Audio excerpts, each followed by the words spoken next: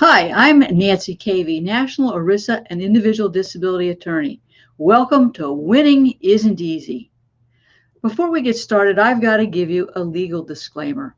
This podcast isn't legal advice. The Florida Bar Association says that I've got to say this, so I've said it.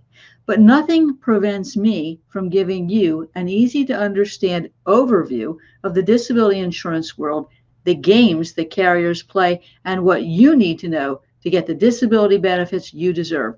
So off we go. Today, I'm going to be talking about why you weren't insured on the last day of work or disabled coverage games that disability carriers play to wrongfully deny disability insurance benefits. Wow, that's a mouthful. But you need to understand that disability carriers are always looking for a reason to deny a claim. And one of the most effective weapons is what's called coverage defenses. Now, you may well be disabled, but for various reasons, you may or may not have coverage, even though you paid your premium. There are at least 3 policy terms that can impact your eligibility for short and long-term disability benefits. And we're going to talk about those terms today. The first term is active service or being an active employee. Second, last day work. And lastly, we're going to talk about disability during and beyond the elimination period. Disability carriers will weaponize these policy terms to deny a claim based on one or more of these coverage defenses. They'll claim that you were not a full-time active employee at the time you became disabled, and therefore there was no coverage.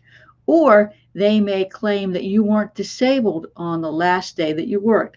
Or they may say that you weren't disabled during and beyond the elimination period. And they'll deny the claim for any one of these 3 reasons or a combination of these 3 reasons. So let's work through these coverage denial games. I'm going to talk first about what the term active service means and the coverage game, how disability carriers evaluate disability as of the date last worked, how the disability carrier will claim that you're not disabled during and beyond the elimination period, and then I'm going to tie it all together with a great story of a car dealership employee who beat a carrier's "you weren't insured on the last day of work and you weren't disabled" coverage games, and provide you with a roadmap for overcoming a wrongful denial. I'm going to take a quick break, but when we return, we'll get started. Stay tuned. Have you been robbed of your peace of mind from your disability insurance carrier? You owe it to yourself to get a copy of Robbed of Your Peace of Mind, which provides you with everything you need to know about the long-term disability claim process. Request your free copy of the book at caveylaw.com today. Welcome back. You ready to get started? Let's start with what the term active service means and the coverage game. When you apply for short or long-term disability benefits, the adjuster is going to consult the eligibility provisions of your policy to determine whether you were covered on the date of disability. Now, some claims will involve specific eligibility questions, such as whether you were out of work on the date of the disability. But right now, we're going to talk about the active service requirements. Disability policies will typically require that you be in active service to be eligible for coverage. The definition of active service can vary from policy to policy. Now, your policy may or may not define what an approved paid leave of absence includes.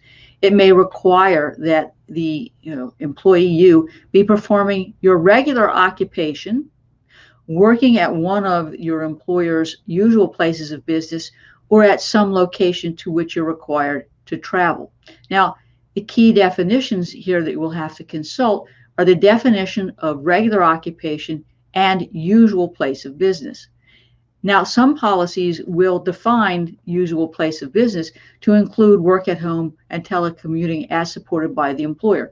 But again, we've got to be looking at your policy. The other operative definitions are whether scheduled holidays, vacation days, or a day when you isn't one of your regularly work scheduled days was a day that potentially could impact this active at work provision. And what they'll generally say is, look, if you were performing your regular occupation immediately prior to a holiday, a vacation, or a day when you weren't performing your scheduled work day, that will count. That'll count as active service. And I know this sounds really nitpicking, but you will see in the story I'm going to tell you why it was important and why it may be important in your case. So you have to be in active service to have coverage. That means before you stop working, you better darn look at your policy and make sure that you understand what the terms active service mean. Because if you don't meet the active service requirements and you stop working, the carrier is going to say, oh no, we don't owe you any benefits. There's no coverage. And you're not entitled to your short or long-term disability benefits, regardless of your inability to work. It's what I call the too bad, so sad coverage defense. In the next segment, I'm going to talk about how the disability carriers evaluate disability as of the date last worked. So stay tuned after this quick break.